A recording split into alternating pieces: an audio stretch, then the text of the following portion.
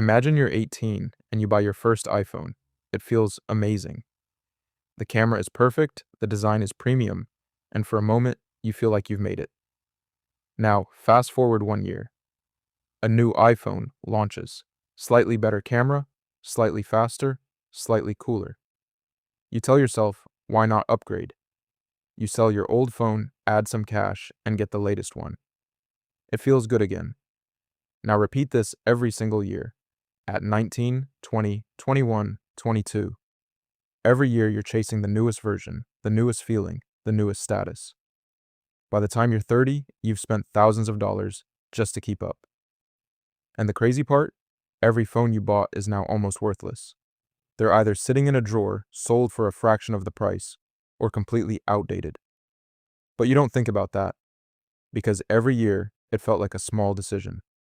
Just one upgrade, just one purchase. Nothing serious. Now let's rewind. Same person, same life, same starting point. But this time, every year when the new iPhone launches, you pause. You still have a perfectly working phone. Instead of upgrading, you take that $1,000 and invest it. You don't feel anything exciting. No compliments. No shiny new device. Just a quiet decision. Again, 1 year later, same situation, new iPhone, same temptation. But again, you invest the money instead. No one notices. No one claps. It's boring. It's invisible. But you keep going. Year after year, you choose investing over upgrading. At first, both lives look almost identical. In fact, the person buying iPhones looks happier. They always have the latest tech, they look successful, they feel ahead. Meanwhile, the investor looks average, nothing special. Same phone for years, maybe even judged by others. But something invisible is happening. Something slow, something powerful. Because money doesn't grow fast until it suddenly does. By the time both versions of you turn 25, the difference is small but real. The iPhone upgrader has spent around $7,000 to $8,000 over the years. The investor? They've quietly built a portfolio. Maybe it's $9,000.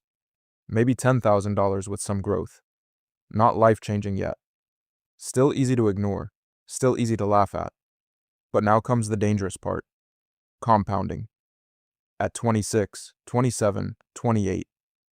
The gap starts widening. The investor isn't just adding money anymore. Their money is making money. Returns start stacking. Growth builds on growth. Meanwhile, the upgrader is still repeating the same cycle. New phone, small happiness, zero long-term gain. By 30, everything changes. The person who kept upgrading iPhones, they've spent over $12,000. Maybe more. And what do they have today? A phone that will be outdated next year. Nothing saved. Nothing growing. Just memories of purchases. But the investor? That same $1,000 per year, invested consistently, could now be worth $15,000, $18,000, even $20,000, depending on returns. And the most important part, it's not stopping, it's accelerating. Because now, even if they stop investing, their money continues to grow on its own. That's the moment when reality hits. One life was built on consumption, the other was built on ownership. And here's the truth no one tells you. The iPhone was never the problem. It's the habit, the mindset, the need to upgrade your lifestyle instead of upgrading your future. Because success isn't about big decisions, it's about small choices, repeated for years. Every year, you're making a decision whether you realize it or not. Are you buying something that loses value or building something that grows? And the scary part? Most people won't notice the mistake until it's too late. They'll wake up at 30, 35, maybe even 40, and realize they've been working for years, but have nothing to show for it. No investments, no assets, no financial freedom, just a lifestyle they can't afford to lose. While someone else, who made boring, quiet decisions, is now free. Free from stress, free from paycheck to paycheck, free to choose how they live. All because they didn't chase every upgrade. They chose patience over pressure. They chose growth over appearance.